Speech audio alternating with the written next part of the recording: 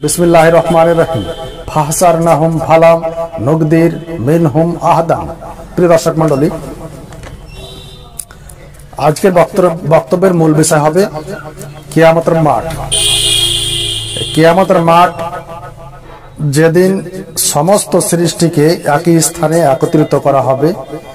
আল্লাহ তাআলা বলেন, ওয়া ইয়াউমা নাহসুরুহুম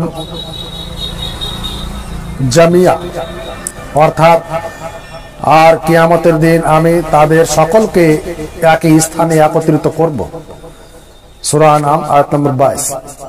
তারপর আয়াতে মহান আল্লাহ বলছেন, ফাহসারনাহুম ফালাম নুগদির মিনহুম আহদান, অর্থাৎ আমি তাদের সকলকে একত্রিত করব, আমি তাদের সকলকে একত্রিত করব এবং কাউকেও ছেড়ে দিব না। তারপর হাদিসে এসেছে, এই কিয়ামতের মাঠের ব্যাপারে হাদিসে এসেছে, সোহেল ইবনে সাদ রাদিয়াল্লাহু তাআলা আনহু বলেন, রাসূল সাল্লাল্লাহু আলাইহি সাল্লাম বলেছেন, কিয়ামতের দিন মানুষকে সমতল, মানুষকে লাল শ্বেত বিস্তৃত এক এমন সমতল ভূমিতে একত্রিত করা হবে, তা হবে পরিষ্কার আটার রুটির মতো। সেদিন মানুষের কোনো বিশেষ পরিচিতি থাকবে না। হাদিস বুখারী এবং মুসলিম, হাদিস নম্বর 5298। সেদিন কিয়ামতের মাঠে কোনো মানুষের বিশেষ কোনো পরিচিতি থাকবে না, কি রাজা, কি গরিব, কি ফকির, সমস্ত মানুষ একই স্থানে একত্রিত ভাবে দাঁড়িয়ে থাকবে। তারপর হাদিস, আবু সাদ খুদরি রাদিয়াল্লাহু তাআলা আনহু বলেন, রাসূল সাল্লাল্লাহু আলাইহি ওয়াসাল্লাম বলেছেন, কিয়ামতের দিন দুনিয়ার এই জমিনটি হবে একটি আটার রুটির মতো, একটি পরিষ্কার আটার রুটির মতো। সেই রুটি দ্বারা আল্লাহ তাআলা সেই রুটি হাতে নিয়ে এমন ভাবে এ হাতে সে হাতে করবেন, যেমন কোন মানুষ যদি সফরে থাকে, বাড়ি আসার জন্য তাড়াহুড়ো করে। আল্লাহ সুবহানাহু ওয়া তাআলা সেদিন পৃথিবীকে নিয়ে, এই দুনিয়াকে নিয়ে এমন ভাবে উল্টো পাল্টো করবেন। আবু সাদ খুদরি রাদিয়াল্লাহু তাআলা আনহু বলেন, রাসূল সাল্লাল্লাহু আলাইহি ওয়াসাল্লাম বলেছেন, কিয়ামতের দিন দুনিয়ার এই জমিনটি হবে একটি রুটির মতো। আল্লাহ তাআলা হাতের মধ্যে নিয়ে এভাবে সেভাবে উল্টো পাল্টো করবেন, যেমন তোমাদের কেউ সফরি অবস্থায় থাকে এবং তাড়াহুড়ো করে। এ হাতে সে হাতে নিয়ে রুটি অর্পণ করা হবে। সেই রুটি দ্বারা জান্নাতীদের আপ্যায়ন করা হবে। নবী করিম সাল্লাল্লাহু আলাইহি সাল্লামের আলোচনা এই পর্যন্ত পৌঁছা মাত্র জনক ইহুদি এসে বলল, হে আবু কাসিম, রহমান আপনার কল্যাণ করুন। আমি আপনাকে বলি, আমাদের তওরাত কিতাবে উল্লেখ আছে কিয়ামতের দিন জান্নাতবাসীদেরকে কি বস্তু দ্বারা প্রথম আপ্যায়ন করা হবে। নবী করিম সাল্লাল্লাহু আলাইহি ওয়াসাল্লাম বলেন, হ্যাঁ বলুন। সে বলল, এই জমিন হবে একটি রুটি, যে রূপ। নবী করিম সাল্লাল্লাহু আলাইহি ওয়াসাল্লাম বলেছেন, বর্ণনাকারী বললেন, ইহুদির কথা শুনে নবী করিম সাল্লাল্লাহু আলাইহি ওয়াসাল্লাম আমাদের দিকে তাকিয়ে এমন ভাবে হেসে উঠল যেন তার দাঁতের মাড়ি পর্যন্ত প্রকাশ্য হয়ে গেল। তারপর ইহুদি বলল, আমি আপনাকে বলি,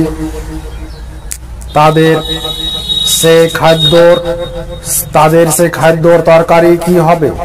তা হবে বালাম এবং নুন। সাহাবীগণ বললেন, এটা আবার কি? সে বলল, ষাঁড় ও মাছের সেই দুটির কলেজার উপর বাড়তি গোশত। প্রিয় দর্শক মন্ডলী, এই হাদিস দ্বারা প্রমাণিত হয় কিয়ামতের দিন এই পৃথিবীর জমিনটি হবে একটি আটার, পরিষ্কার আটার রুটির মতো। সে রুটি দ্বারা আল্লাহ সুবহানাহু ওয়া তাআলা সে রুটির মতো সে হাতে নিয়ে এ হাতে সে হাতে করবেন এবং সে রুটি দ্বারা জান্নাতীদের প্রথম খাদ্য হবে। এবং ইহুদি বলল, সে সে রুটির তরকারি হবে মাছ এবং ষাঁড়ের গোশত। সে কথাটি শুনে রাসূল সাল্লাল্লাহু আলাইহি ওয়াসাল্লাম হেসে উঠলেন এবং সাহাবীগণকে বললেন, দেখো দেখো, আমি যে কথা তোমাদের সামনে বর্ণনা করেছি, আমি যে হাদিস তোমাদের সামনে বর্ণনা করেছি, সে একটি ইহুদিও এসে সে হাদিসটি আবার বর্ণনা করছে তওরাত থেকে। প্রিয় দর্শক মণ্ডলী, এই হাদিস দ্বারা প্রমাণিত হয় কিয়ামতের মাঠে সেই আল্লাহ সুবহানাহু ওয়া তাআলা নিজ হাতে রুটি বানিয়ে জান্নাতীদেরকে খাদ্য হিসাবে দিবেন।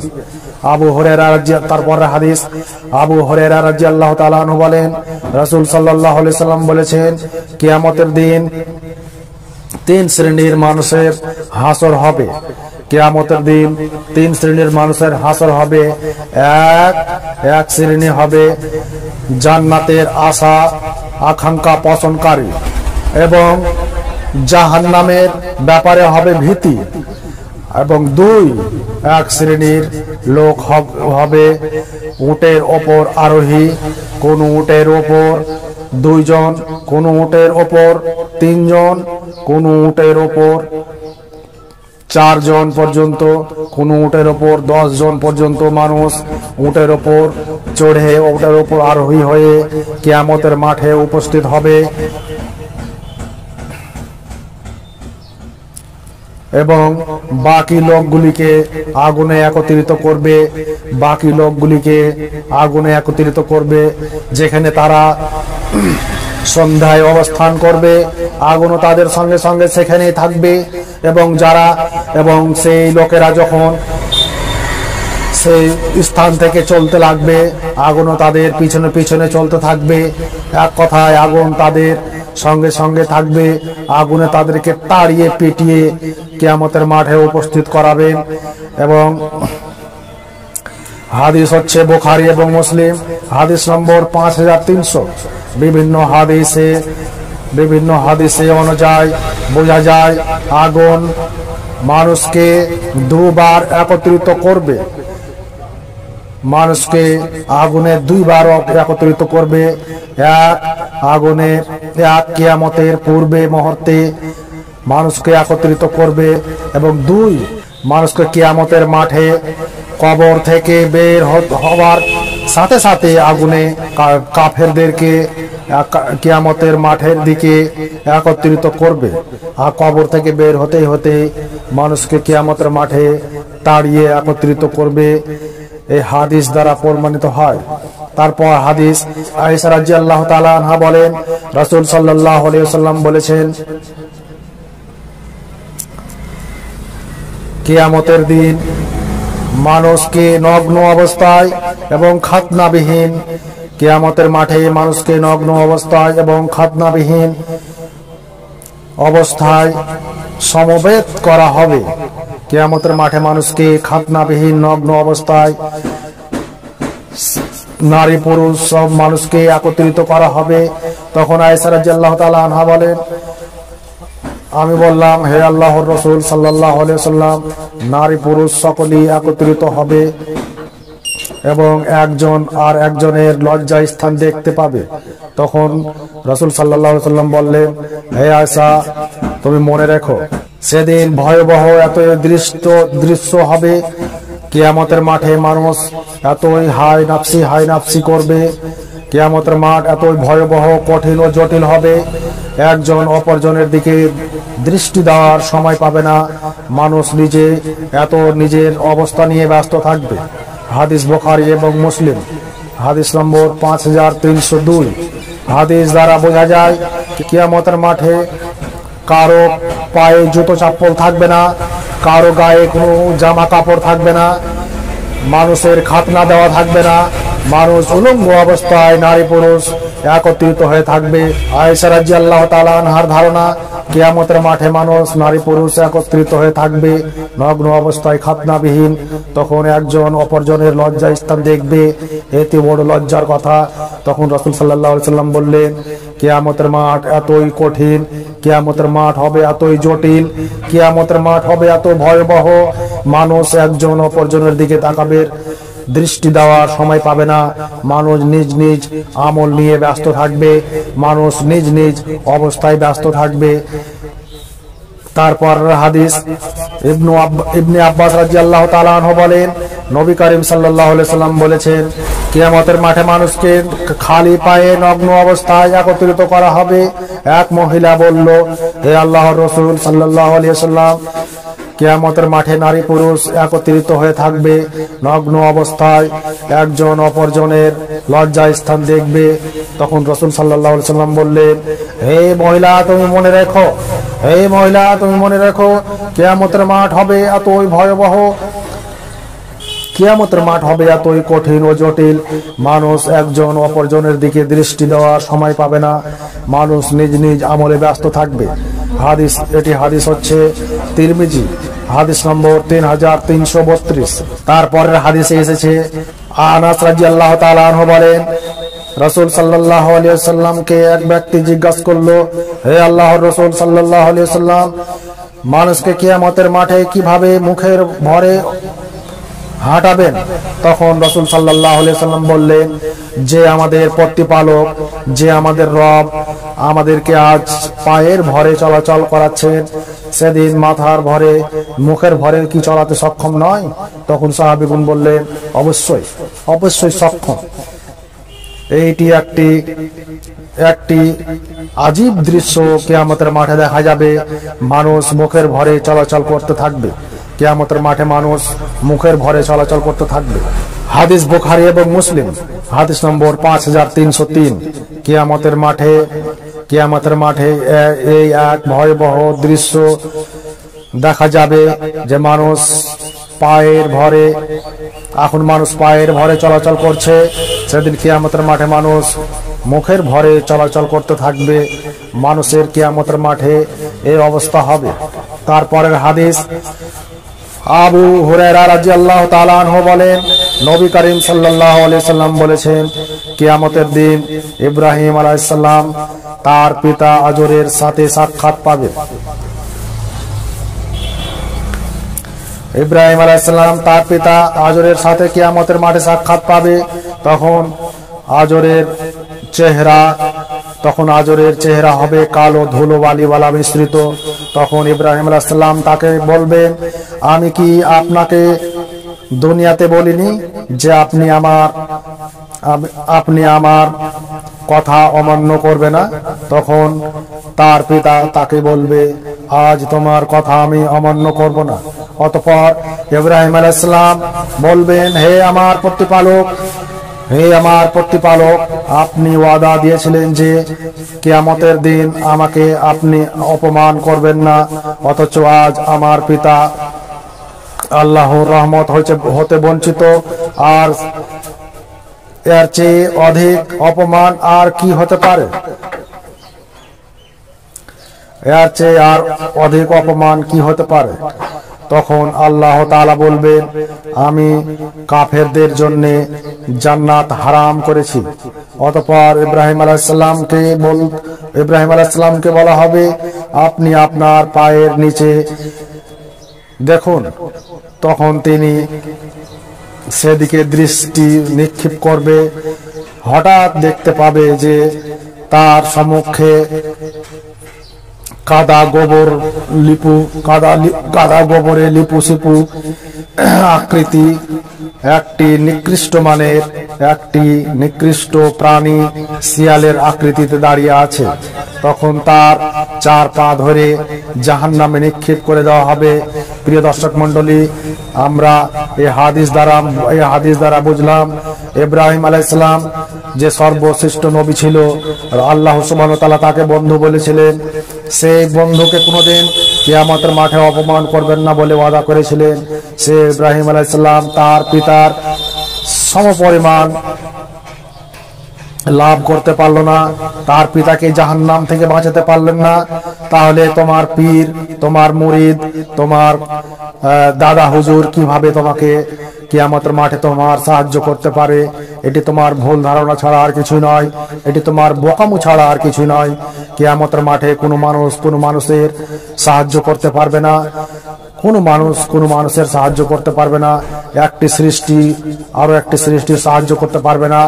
আল্লাহর রসুল ছাড়া কোনো মানুষের কাজে আসবে না।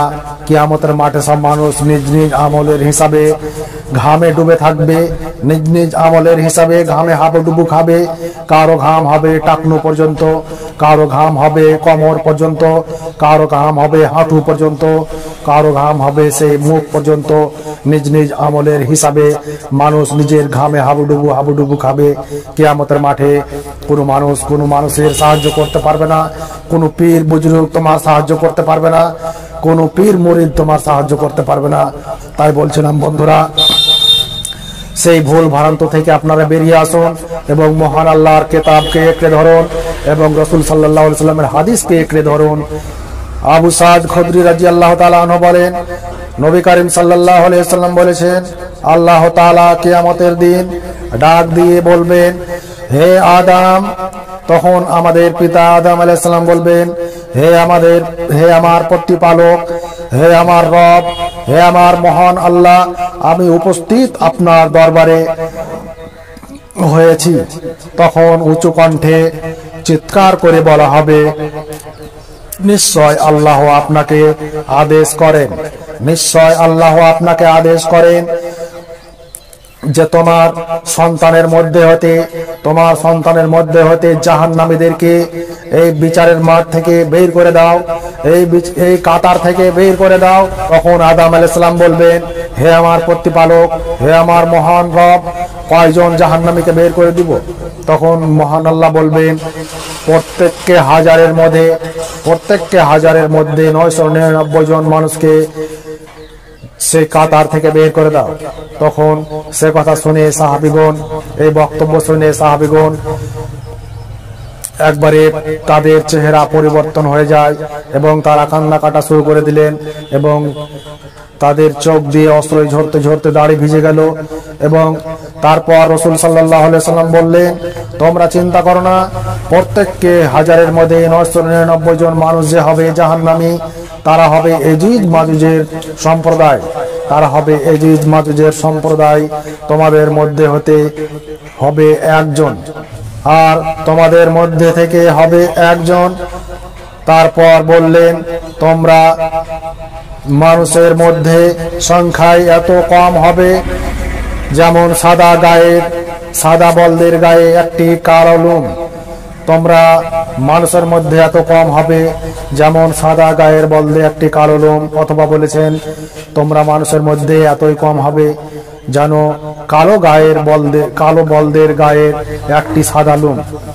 প্রত্যেকটি হাজারের মধ্যে 999 জন মানুষ সম্প্রদায় হবে এজিজ মাজুজের সম্প্রদায়, তারা যাবে জাহান্নামে এবং তোমরা থাকবে একজন।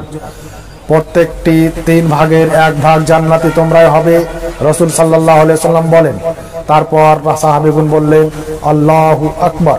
তারপর তারা খুশি হয়ে বললেন, আল্লাহু আকবার। তারপর রাসূল সাল্লাল্লাহু আলাইহি ওয়াসাল্লাম আবার বললেন, প্রত্যেকটি 2 ভাগের 1 ভাগ জান্নাতি হবে তোমরাই। তখন রাসূল সাল্লাল্লাহু আলাইহি ওয়াসাল্লাম জনে কথা বললেন। তখন সাহাবীগণ আল্লাহু আকবার বলে চিৎকার করে উঠলেন।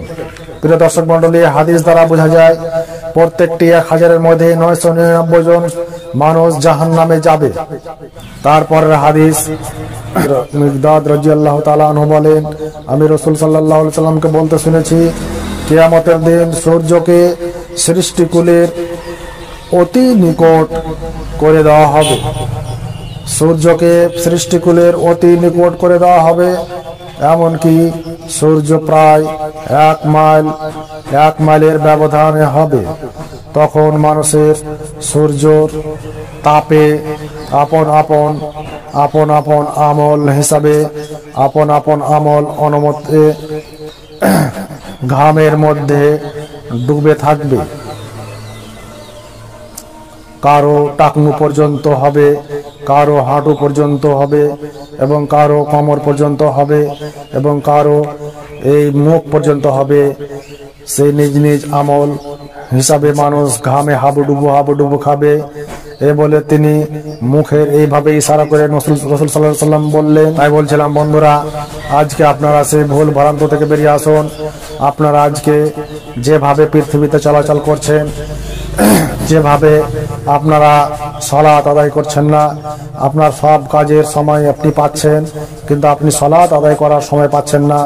আপনি ছেলেকে মারতে পারছেন, ছেলেকে শাসন করতে পারছেন, ছেলেকে আপনি বলতে পারছেন কালকে কাজ না করলে তোকে খেতে দেবো না, তোমার খানা দেবো না। যেমন আপনি বলতে পারছেন, তেমন আপনাকে বলতে হবে যদি তুমি সালাত আদায় না করো। নিজের ছেলেকে বলতে হবে যদি তুমি সালাত আদায় না করো তাহলে তোমাকে খাদ্য দেওয়া হবে না। তাকে ধমকাতে হবে এবং নিজের ছেলেকে, নিজের সন্তানকে জাহান্নাম থেকে বাঁচাতে হবে এবং নিজকে বাঁচতে হবে। এই বলে আমার বক্তব্য আমি ইতি করছি। আসসালামু আলাইকুম ওয়া রাহমাতুল্লাহি ওয়া বারাকাতুহু।